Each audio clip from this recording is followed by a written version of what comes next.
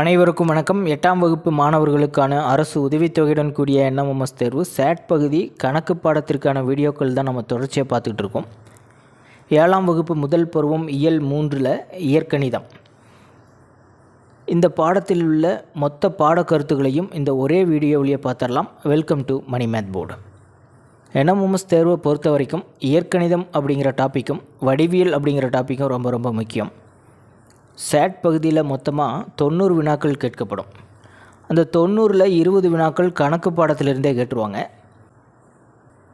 இயற்கணிதம் மற்றும் வடிவியல் ஆகிய 2 தலைப்புகளில் இருந்து மட்டுமே ஏறத்தாழ 10 வினாக்கள் கேட்டுருவாங்க. அதனால தான் இயற்கணிதம் அப்படிங்கிற தலைப்பும் வடிவியல் அப்படிங்கிற தலைப்பும் ரொம்ப முக்கியம் அப்படின்னு நம்ம சொல்கிறோம். இயற்கணிதம் அப்படிங்கிற பாடம் 6ஆம் வகுப்பில் அறிமுகமாயிருக்கும். மாறிலி உறுப்பு அப்படிங்கிறத பற்றியான அறிமுகம் 6ஆம் வகுப்புலேயே நீங்கள் படிச்சிருப்பீங்க. இருந்தாலும் உறுப்புகள்னால் என்ன அப்படிங்கிறத ஒரு முறை ரீகால் பண்ணிடலாம். மாறிலினா ஆங்கிலத்தில் கான்ஸ்டன்ட். மாறிலி என்பது ஒரு நிலையான மதிப்பை ஏற்கும் எண்ணுரு. சுருக்கமாக சொன்னால் மாறிலினா நம்பர்ஸ் அப்படின்னு நீங்கள் ஞாபகத்தில் வச்சுக்கலாம். அது குறை எண்களாக இருக்கலாம், மிகை எண்களாக இருக்கலாம், பின்ன எண்களாக இருக்கலாம், தசம எண்ணாக இருக்கலாம். மாறினா வேரியபிள், வெவ்வேறு எண் மதிப்புகளை ஏற்கும் ஒரு அளவீடு. சுருக்கமாக சொன்னால் இங்கிலீஷ் லெட்டர்ஸில் எடுத்துக்கலாம். அதாவது ஸ்மால் லெட்டர்ஸ் ABCDயிலிருந்து Z வரைக்கும் இங்கிலீஷ் ஸ்மால் லெட்டர்ஸில் அதை குறிப்பாங்க. இப்போ உறுப்புனா மாறிலி தனித்தோ அல்லது மாறி தனித்தோ அல்லது இரண்டும் இணைந்தோ குறிப்பிடப்படுவது உறுப்புகள் அப்படின்னு சொல்லலாம். 7ஆம் வகுப்பு முதல் பருவத்தில் என்ன கொடுத்துருப்பாங்கன்னா, உறுப்புகளின் எண்ணிக்கையை நாம் எப்படி கவுண்ட் பண்ணுறது, உறுப்புகளின் எண்ணிக்கையை கொண்டு ஓருறுப்புக்கோவை, ஈருறுப்புக்கோவை, மூவுறுப்புக்கோவை, பல்லுறுப்புக்கோவைன்னு வகைப்படுத்துகிறாங்க. அது எப்படி அப்படிங்கிறத பார்க்கலாம். முதல்ல மாறிகளையும் மாறிலிகளையும் கூட்டல் மற்றும் கழித்தல் ஆகிய செயல்பாடுகள் மூலம் இணைத்து இயற்கணித கோவைகள் உருவாக்கப்படுகின்றன. இப்போ உறுப்பு அப்படின்னா முன்னாடி நம்ம என்ன சொல்லியிருந்தோம், மாறி தனித்தோ. இப்போ மாறி அப்படின்னா இங்கிலீஷ் லெட்டர்ஸ். இப்போ பாருங்கள் X, இது ஒரு உறுப்பு. அல்லது மாறிலிகள் தனித்தோ. இப்போ 5 அப்படிங்கிறது ஒரு உறுப்பு. இது ரெண்டையுமே இணைக்கணும். எதன் மூலிமா இணைக்கணும்? கூட்டல் அல்லது கழித்தல் செயல்பாடுகள் மூலம் நம்ம இணைக்கணும். இப்போ இணைக்கும்போது X+5 அப்படின்னு கிடைக்குது.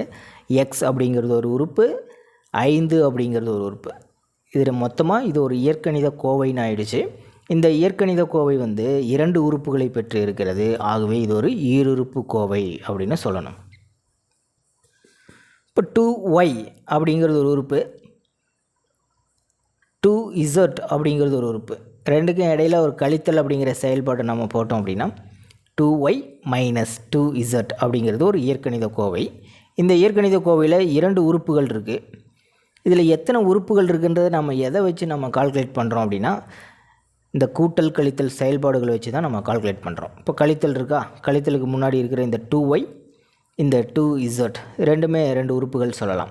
ஆகவே இது 2 உறுப்புகளை கொண்ட இயற்கணித கோவை. அடுத்தது ஓருறுப்பு கோவை அப்படின்னா என்னென்னு பார்க்கலாம். ஒரே ஒரு உறுப்பை மற்றும் பெற்றிருக்கின்ற கோவை ஓருறுப்பு கோவை எனப்படும். எக்ஸாம்பிள், இப்போ X அப்படிங்கிறது ஒரு உறுப்பு. இப்போ இது ஒரு ஓருறுப்பு கோவை. 7XYZ ஒரே உறுப்பில் மாறிகள் நிறைய இருக்கலாம். பட் கூட்டல் கழித்தல் செயல்பாடுகள் இருக்கான்னு பார்த்தா ப்ளஸ் மைனஸ் எங்கேயுமே இல்லை. இப்போ இது எல்லாமே ஒரே உறுப்பு அப்படிங்கிறத நம்ம புரிஞ்சுக்கணும். இப்போ 7XY அப்படிங்கிறது ஓருறுப்பு கோவை. -5 இது ஓருறுப்பு கோவை. இதில் மாறிலி மட்டும்தான் இருக்குது, மாறியே கிடையாது. ஸோ இது ஒரு மாறிலி உறுப்பு அப்படின்னு நம்ம சொல்லணும். கணக்கில் எப்படி கொடுத்துருவாங்க, 2x + 3x இது எந்த வகை கோவை அப்படின்னு கேட்பாங்க. அதாவது ஓருறுப்பு கோவையா, ஈருறுப்பு கோவையா, மூவுறுப்பு கோவையான்னு கேட்பாங்க. இப்போ 2x அப்படிங்கிறதும் 3x அப்படிங்கிறதும் ஒத்த உறுப்புகள் தான். இப்போ மேலோட்டமாக பார்க்கும்போது இதில் 2 உறுப்புகள் இருக்குது. ஸோ இது ஈருறுப்பு கோவை அப்படின்னு நீங்கள் அவசரப்பட்டு ஆன்சர் பண்ணிடுவீங்க. பட் இது தவறு. 2x 3x ரெண்டுமே பார்த்திங்கன்னா ஒத்த உறுப்புகள் தான், கூட்ட முடியும். இந்த 2 உறுப்புகளையும் சுருக்கி 5xன்னு போட்டலாம். இப்போ 5x அப்படிங்கிறது ஓருறுப்பு கோவை. ஒத்த உறுப்புகள், மாறுபட்ட உறுப்புகள், இயற்கணித கோவைகளின் கூட்டல் எல்லாமே பின்னாடி தான் நீங்கள் பார்ப்பீங்க. அடுத்தது ஈருறுப்பு கோவை. ஒரு இயற்கணித கோவையில் 2 உறுப்புகள் மட்டும் இருந்துச்சுன்னா அந்த கோவையை நாம் ஈருறுப்பு கோவை அப்படின்னு சொல்லலாம். ஃபார் எக்ஸாம்பிள் 3y + 4z, இதில் 2 உறுப்புகள் இருக்குது. எதை வச்சு சொல்கிறோம்? கூட்டல் கழித்தல் அந்த செயல்பாடுகள் வச்சு தான் நம்ம சொல்கிறோம். இப்போ 2a - 3b, இது ரெண்டுமே பார்த்திங்கன்னா இதுவும் ஈருறுப்பு கோவை தான். இதில் 2 உறுப்புகள் மட்டுமே இருக்குது. 2xyz - 3abc, இதுவும் ஈருறுப்பு கோவை தான்.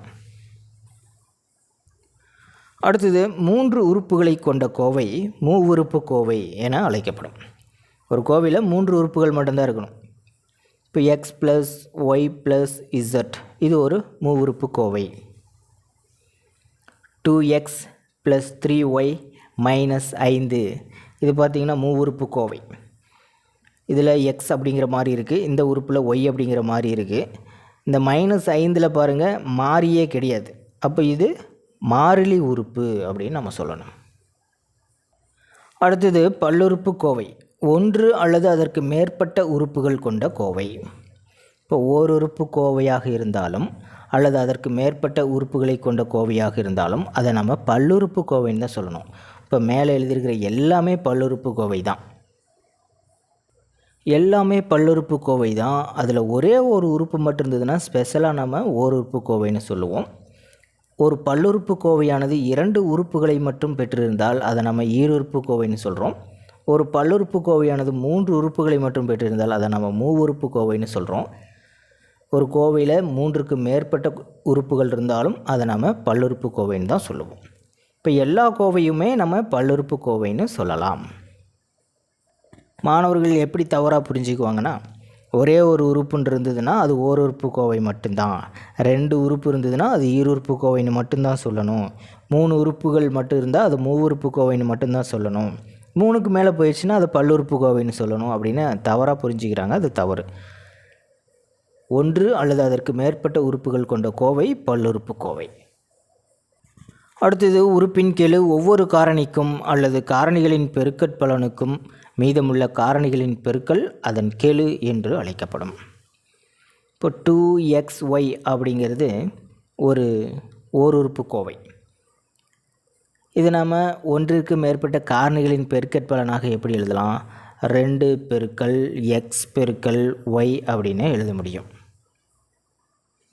இப்போ கணக்கில் எக்ஸின் கெழு அப்படின்னு கேட்டாங்கன்னா எக்ஸை விட்டுட்டு பேலன்ஸ் இருக்கிறது தான் எக்ஸின் கெழு. அதாவது எக்ஸின் கெழுன்னு கேட்டாங்கன்னா எக்ஸை விட்டுட்டு 2yன்னு சொல்லணும். இப்போ எக்ஸின் கெழு 2y. இப்போ ஒய்யின் கெழுன்னு கேட்டாங்கன்னா ஒய்யை தவிர்த்த மீதி காரணிகள் சொல்லணும். இப்போ ஒய்யின் கெழு 2x. இப்போ எண் கெழு அப்படின்னு கேட்டாங்கன்னா இதில் என்ன மாறிலி உறுப்பு இருக்குது? அதாவது நம்பர் என்ன இருக்குது? 2 தான் இருக்குது. ஸோ 2, எண் கெழு 2. இப்போ கெழு அப்படின்னா என்னென்னு உங்களுக்கு புரிஞ்சிருக்கும். இப்போ பாருங்கள், ஃபார் எக்ஸாம்பிள் 3x² yz அப்படின்னு ஒரு உறுப்பு இருக்குது. இதில் இருந்து இசட்டின் கெழு அப்படின்னு கேட்டாங்கன்னா இசட்டை தவிர்த்து மீதி எல்லாமே சொல்லணும். அதாவது 3x² y அப்படின்னு சொல்லணும். இப்போ எண் கெழு அப்படின்னு பார்க்கலாம். இப்போ xy அப்படின்னு ஒரு உறுப்பு இருக்குது, ஒரே உறுப்பு தான். இப்போ xyயின் எண் கெழு என்ன அப்படின்னு சொல்லி கேட்குறாங்க. நீங்கள் என்ன நினைப்பீங்க? இப்போ xy அப்படிங்கிற உறுப்பில் நம்பர்ஸே இல்லை அப்படின்னு நினைப்பீங்க. பட் இங்கே 1 இருக்கிறதா அர்த்தம். ஆகவே xyயின் எண் கெழு 1 அப்படின்னு ஆன்சர் பண்ணணும். இப்போ -xன்னு இருக்குது, இதனுடைய எண் கெழு என்ன? -1. முன்னாடி மைனஸ் இருக்கு இல்லையா? ஸோ அதனால் -1ன்னு சொல்லணும். இப்போ -2a இருக்குது, இதனுடைய எண் கெழு என்னன்னு கேட்டாங்கன்னா கண்டிப்பாக அந்த மைனஸை நீங்கள் மென்ஷன் பண்ணணும். இப்போ -2. இது வரைக்கும் இயற்கணித கோவைகள், அதாவது ஓருறுப்பு கோவை, ஈருறுப்பு கோவை, மூவுறுப்பு கோவை, பல்லுறுப்பு கோவை பற்றி பார்த்தோம். அடுத்தது உறுப்பின் கெழுல கெழுனா என்ன, எண் கெழுனா என்னன்னு பார்த்தோம். அடுத்தது ஒத்த உறுப்புகள், மாறுபட்ட உறுப்புகள் பற்றி பார்க்கலாம்.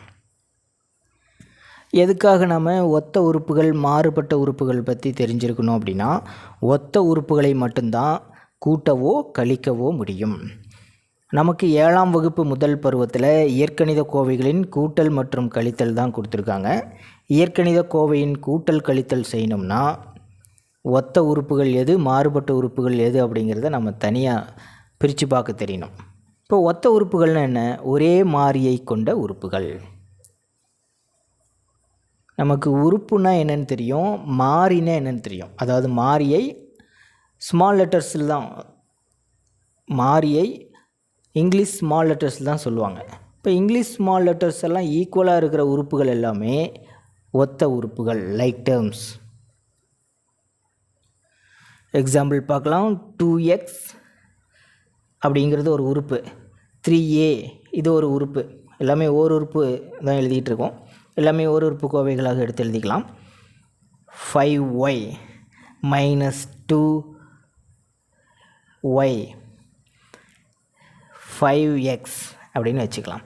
இப்போ மொத்தமாக 5 ஓர் உறுப்புகள் எடுத்து எழுதியிருக்கிறோம்.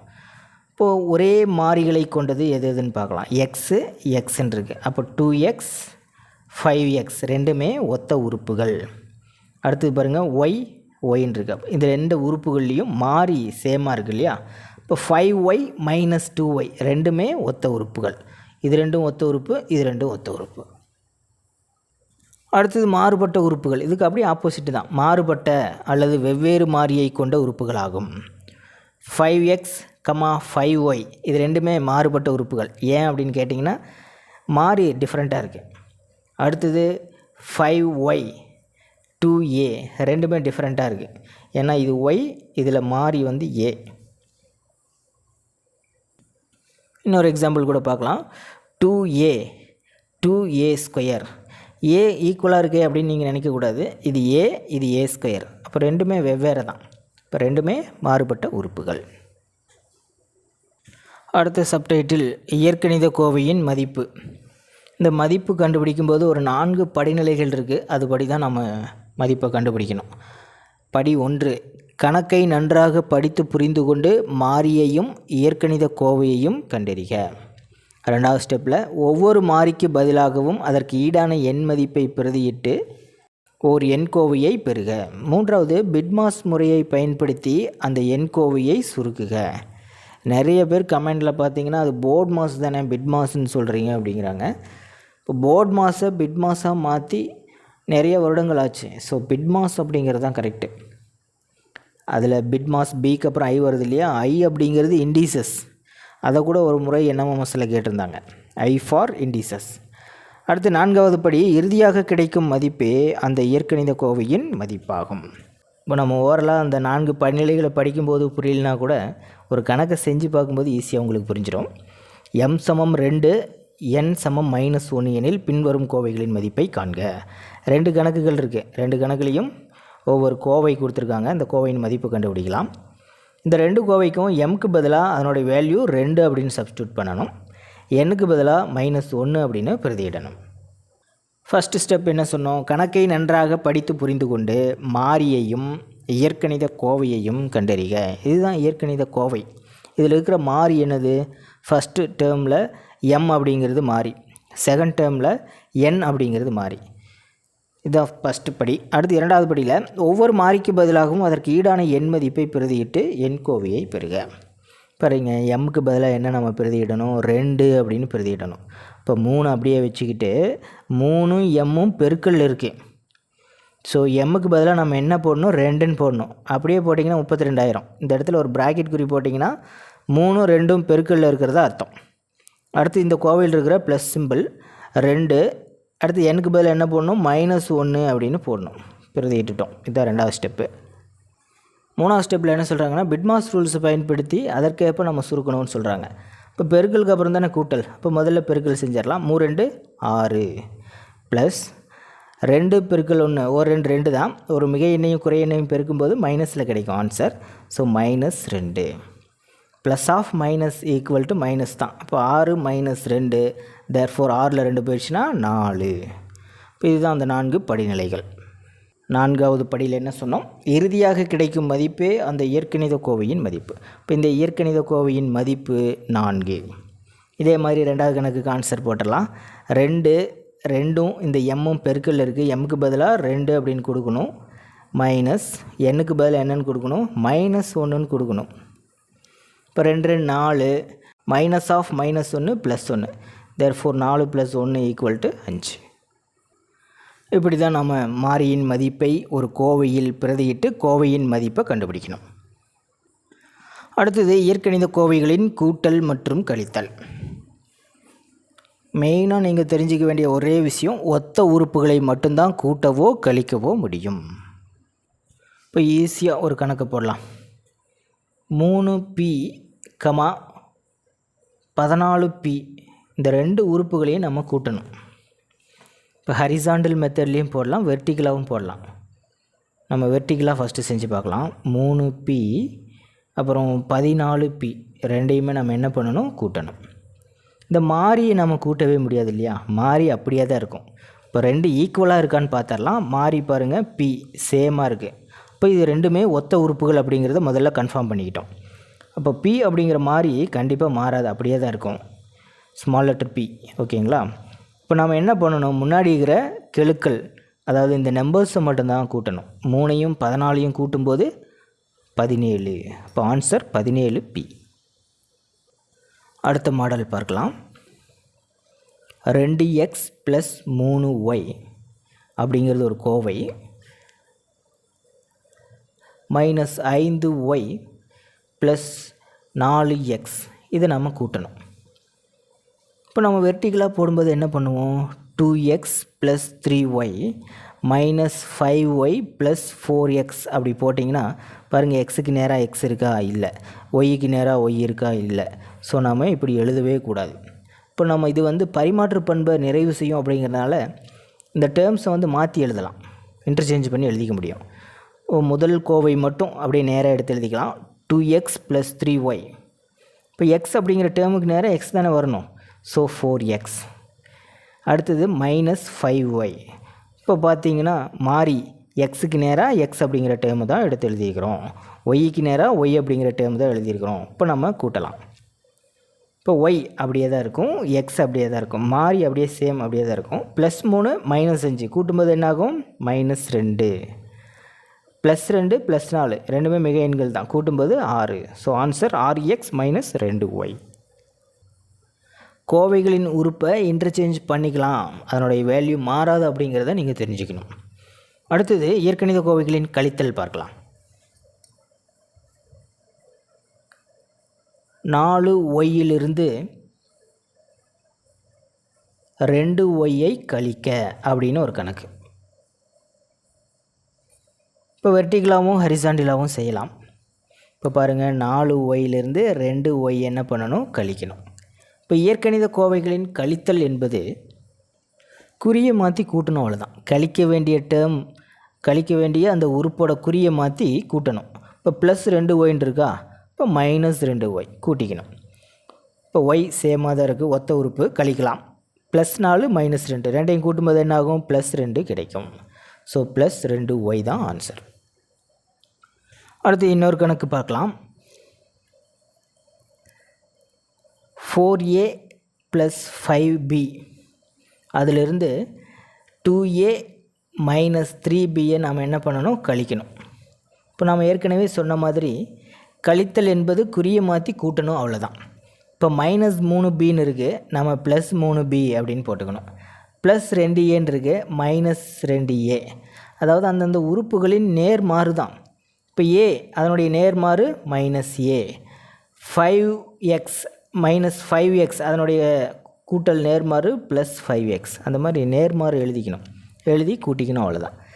இப்போ பாருங்கள், +5 +3 அப்போ நமக்கு +8b அப்படின்னு கிடைக்கும்.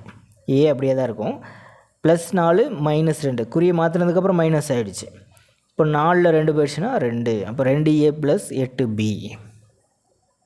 இயற்கணித கோவையின் கழித்தலின் போது இப்போ ஃபஸ்ட்டு கோவையை அப்படியே எடுத்து எழுதிக்கணும். அந்த கோவையிலேருந்து கழிக்கப்பட வேண்டிய கோவையின் கூட்டல் நேர்மாறு எழுதி நம்ம கூட்டணும், அவ்வளோதான். அடுத்தது எளிய நேரிய சமன்பாடுகள். நம்ம 6ஆம் வகுப்பில் வாய்மொழி கூற்றினை இயற்கணித கூற்றாகவும் இயற்கணித கூற்றினை வாய்மொழி கூற்றாகவும் நம்ம எழுதி பார்த்துருப்போம். அதே மாதிரி தான் இங்கேயும். ஓர் ஆப்பிள் மற்றும் 2 மாம்பழங்களின் விலை ரூபாய் 120. இது வந்து வாய்மொழி கூற்றாக இருக்குது. இதை நம்ம சமன்பாடாக எப்படி மாற்றுறது? ஓர் ஆப்பிள் அதனுடைய விலை நமக்கு என்னன்னு தெரியாது. இரு மாம்பழங்களின் விலையும் நமக்கு தெரியாது. இப்போ ஆப்பிளுக்கும் மாம்பழத்துக்கும் ஏதாவது தொடர்பு படுத்தியிருக்காங்களா? இல்லை. இப்போ இது ஒரு வேரியபிளாக எடுத்துக்கலாம். மாம்பழங்களின் விலையை ஒரு வேரியபிளாக எடுத்துக்கலாம். ஒரு ஆப்பிள் அப்போது ஒரு எக்ஸ் ப்ளஸ் 2 மாம்பழங்களின் விலை அப்போ 2 × ஒய்.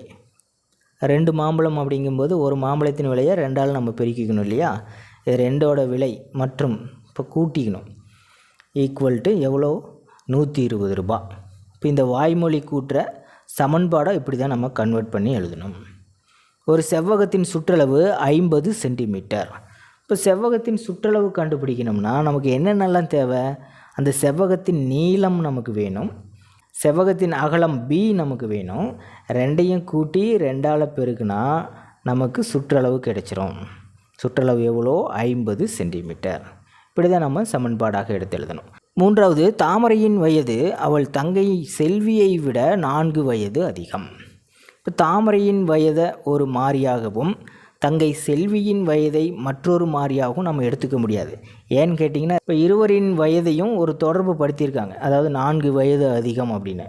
இப்போ செல்வியோட வயது தெரிஞ்சால் போதும் அவங்களுடைய அக்கா தாமரையின் வயது கண்டுபிடிச்சிட முடியும். ஒரு 4 கூட்டினா போதும் கிடைச்சிடும். இப்போ செல்வியோட வயது நம்ம எக்ஸ்ன்னு எடுத்துக்கிட்டோம்னா அவங்க அக்கா தாமரையின் வயது அது கூட நாம் 4 கூட்டிக்கணும். மேலும் இருவரின் வயதுகளின் கூடுதல் 24. இப்போ அக்காவுடைய வயசு அதாவது தாமரையின் வயது எக்ஸ் ப்ளஸ் 4, செல்வியோட வயது எக்ஸு, இது ரெண்டையும் நம்ம கூட்டினோம்னா 24 கிடைக்குது. இதுதான் சமன்பாடு. அடுத்தது சமன்பாட்டை தீர்த்தல். சமன்பாட்டை தீர்த்தல் அப்படின்னா அந்த சமன்பாட்டில் இருக்கிற மாறியின் மதிப்பை நம்ம கண்டுபிடிக்கணும். சமன்பாடு அப்படின்னாவே சமக்குறி ஒன்று இருக்கும். கோவையும் சமன்பாடும் வெவ்வேறு. இப்போ பாருங்கள், 5x + 3y அப்படிங்கிறது கோவை. இதில் சமக்குறியே இல்லை. இப்போ இது பாருங்கள், x + 4 + x = 24. இது ஒரு சமன்பாடு. ஏன் அப்படின்னா சமக்குறி இருக்குது. சமக்குறி இருந்ததுனா தான் அது சமன்பாடு, சமக்குறி இல்லைன்னா அது கோவை. ரெண்டுக்கும் வித்தியாசம் நீங்கள் தெரிஞ்சுக்கணும். இப்போ சமன்பாட்டில் என்ன ஒரு ஸ்பெஷல் அப்படின்னா இந்த சமக்குறிக்கு வலது புறத்துலேயும் இடது புறத்தில் இருக்கிறதும் சமம் அப்படிங்கிறத புரிஞ்சுக்கணும். இப்போ இங்கே இருக்கிறத நீங்கள் அந்த பக்கம் அனுப்புனீங்க அப்படின்னா கூட்டல் இருந்தால் அந்த பக்கம் போகும்போது கழித்தல் ஆயிரும். இப்போ பெருக்கல்ல இருந்தால் ஆப்போசிட் போகும்போது வகுத்தல் ஆயிரும், வகுத்தலாக இருந்தால் பெருக்கல் ஆகிடும். இந்த ரூல்ஸ் நீங்கள் 6ஆம் வகுப்புலேயே தெரிஞ்சிருப்பீங்க. இப்போ ஒரு கணக்கு செஞ்சு பார்க்கலாம். அடுத்தடுத்த இயல் எண்களின் கூடுதல் 75 எனில் அவ்விரு எண்களை காண்க. இப்போ 2 இயல் எண்களும் நமக்கு தெரியாது. இப்போ இயல் எண்களின் வரிசை எப்படி இருக்கும்? 1 2 3 4 5 இந்த மாதிரி போயிட்டே இருக்கும். இதுதான் இயல் எண்கள். அடுத்தடுத்து இரு இயல் எண்கள் அப்படிங்கும்போது ஒரு இயல் எண் நமக்கு தெரியாது, அதை நம்ம எக்ஸ்ன்னு எடுத்துக்கலாம். ஒரு இயல் எண் எக்ஸ் என்க நாமளே எடுத்துக்கலாம். ஆனால் அந்த இயல் எண்ணுக்கு அடுத்த இயல் எண் கண்டிப்பாக 1 அதிகமாக இருக்கும். அதாவது அந்த எண்ணோட 1 அதிகமாக இருக்கும். இப்போ மற்றொரு இயல் எண், இந்த இடத்துல இயல் எண்ணுன்னு போட்டுக்கணும். மற்றொரு இயல் எண் இல்லைன்னா அடுத்த இயல் எண். அவங்க பாருங்கள், அடுத்தடுத்த இயல் எண் தானே சொல்லியிருக்காங்க. ஸோ அடுத்த இயல் எண் அப்படின்னே நம்ம போட்டுக்கலாம். இப்போ ஒரு இயல் எண் எக்ஸ் அப்படின்னா அதனுடைய அடுத்த இயல் எண் அது கூட நாம் 1 கூட்டிக்கணும், எக்ஸ் + 1. இதை 2 கூடுதல் என்ன? இந்த 2 இயல் எண்களின் கூடுதல் 75ன்னு சொல்லியிருக்காங்க இல்லையா? அப்போ எக்ஸையும் எக்ஸ் + 1ஐயும் கூட்டினா நமக்கு 75 கிடைக்குது. இப்போ இந்த சமன்பாட்டை தீர்க்கணும் அப்படின்னா என்ன கண்டுபிடிக்கணும்? எக்ஸோட வேல்யூ கண்டுபிடிக்கணும். இப்போ எக்ஸு இங்கே ஒரு எக்ஸ், ரெண்டுமே என்னது? லைக் டேர்ம்ஸ், ஒத்த உறுப்புகள், கூட்ட முடியும். 2x + 1 = 75. இப்போ எக்ஸ் அப்படிங்கிற உறுப்பை மட்டும் வச்சுக்கிட்டு பேலன்ஸ் என்ன இருக்குது? +1 இருக்குது. ஆப்போசிட் சைடு அனுப்பும்போது -1 ஆயிரும். இப்போ 2x = ஆல்ரெடி இங்கே 75 இருக்குது, +1 இந்த பக்கம் வரும்போது -1 ஆகிடும். இப்போ 75ல் 1 போயிடுச்சுன்னா 74. இப்போ 2ம் எக்ஸும் என்னவா இருக்குது? பெருக்கல்ல இருக்குது. இப்போ நமக்கு எக்ஸ் மட்டும்தான் வேணும். அதிகமாக என்ன இருக்குது? 2 இருக்குது. இந்த 2 பெருக்கல்ல இருக்கிற 2 ஆப்போசிட் சைடு அனுப்பும்போது வகுத்தலாயிரும். இப்போ 74 2ஆல் வகுக்கும்போது நமக்கு 37 கிடைக்குது. இப்போ ஓர் எண், அதாவது முதல் இயல் எண் 37, அதற்கு அடுத்த இயல் எண் 1 கூட்டிக்கணும் 38. ரெண்டையும் கூட்டினீங்கன்னா 75 கிடைக்கும். அவ்விரு எண்களையும் காண்க. அந்த இரு எண்கள் 37, 38. கேள்வியில் இன்னும் கொஞ்சம் கடினமாக கேட்கணுன்னா எப்படி கேட்கலாம், அடுத்தடுத்த ஒற்றை எண்களின் கூடுதல் அப்படின்னு கேட்கலாம். ஒற்றை எண்கள் எப்படி இருக்கும், 1, 3, 5, 7 இந்த மாதிரி போயிட்டே இருக்கும். அடுத்தடுத்த இரு ஒற்றை எண்கள், ஒரு ஒற்றை எண் நீங்கள் 5ன்னு எடுத்துக்கிட்டிங்கன்னா அடுத்த ஒற்றை எண்ணுக்கு நீங்கள் என்ன பண்ணணும், அந்த ஒற்றை எண் கூட 2 கூட்டணும். ஸோ ஒரு ஒற்றை எண் நமக்கு தெரியாது எக்ஸ்ன்னு எடுத்துக்கிட்டோம்னா அடுத்த ஒற்றை எண் x+2ஆக இருக்கும். இயல் எண்ணுக்கு x+1, ஒற்றை எண்ணுக்கு x+2. அதே மாதிரி அடுத்தடுத்த இரட்டை எண் அப்படின்னு சொன்னாலும் முதல் எண் x ஆகவும் அடுத்த இரட்டை எண்ணுக்கு அது கூட நம்ம 2 கூட்டிக்கணும்.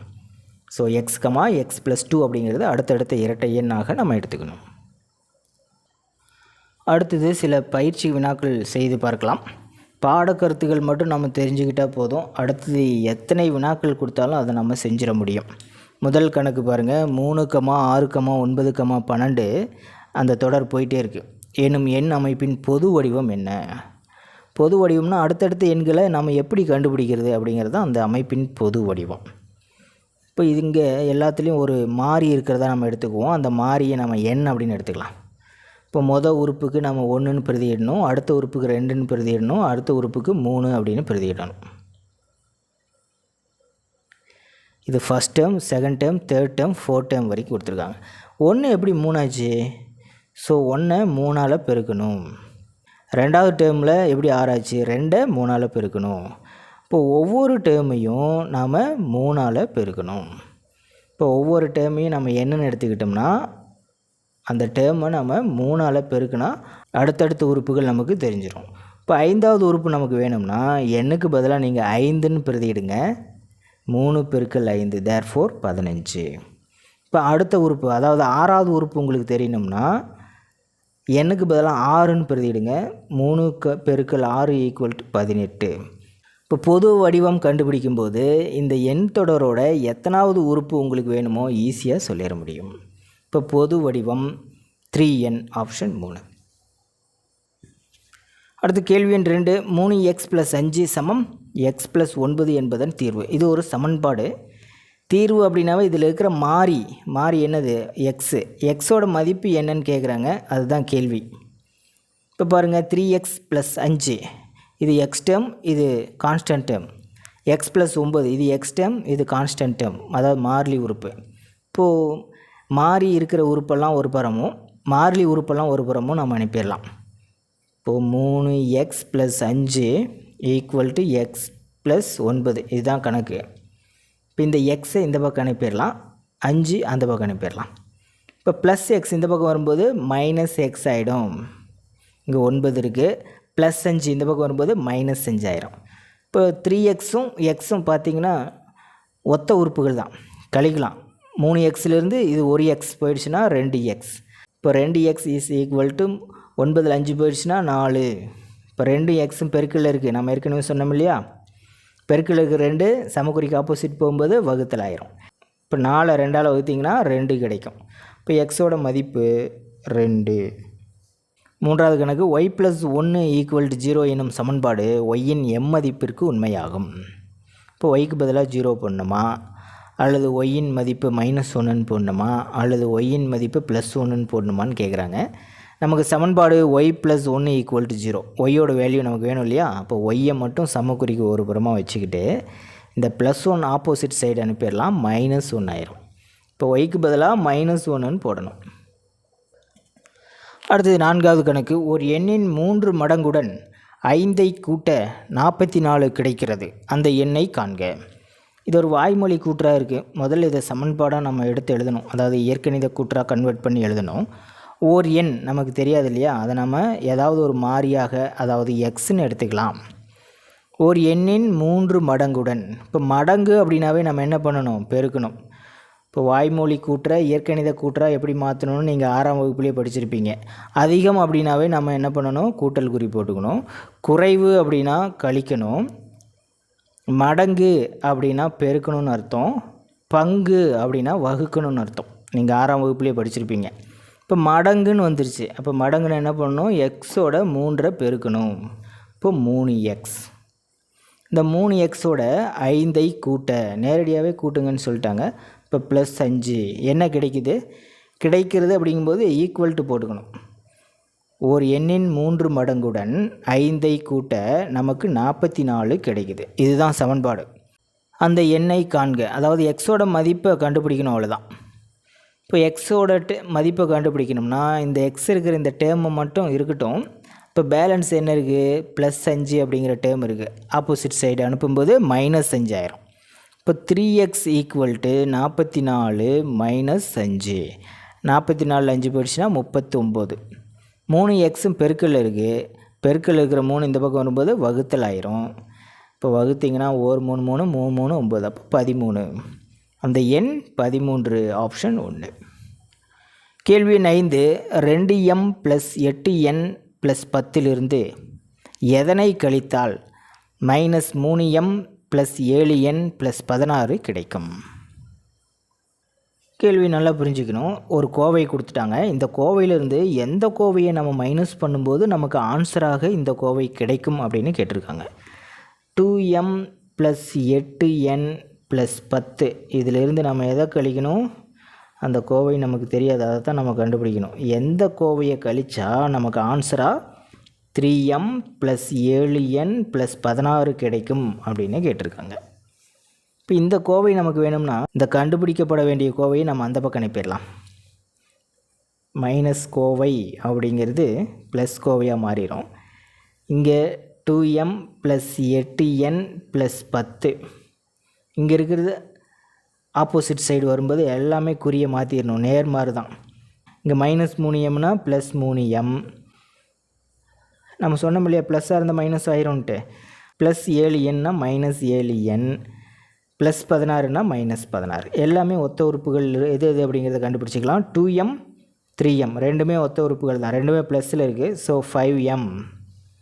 8n -7n இது ரெண்டுமே ஒத்த உறுப்புகள். இப்போ +8 -7 அப்படிங்கும்போது +1ன்னு கிடைக்கும். ஸோ +n மட்டும் போட்டுக்கலாம்.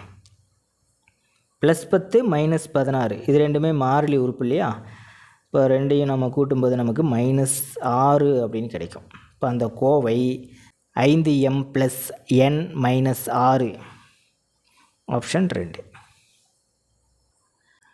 இதே பாடத்திலிருந்து நிறைய மாதிரி வினாக்களின் விடை விளக்கங்களுக்கு நம்ம தனியாக ஒரு வீடியோவை போட்டிருக்கோம். பாடக்கருத்துக்கள் முழுமையாக தெரிஞ்சுக்கணும் அப்படிங்கிறதுக்காக தான் இந்த வீடியோ. பாடக்கருத்துக்கள் தெரிஞ்சுக்கிட்டிங்கன்னாவே போதும், அந்த கொஷினை படித்து பார்த்துட்டு நீங்கள் ஈஸியாக ஆன்சர் பண்ணிட முடியும். மற்றொரு பாடத்திற்கான பாடக்கருத்துக்களை பற்றி அடுத்த வீடியோவில் பார்க்கலாம். தேங்க்யூ.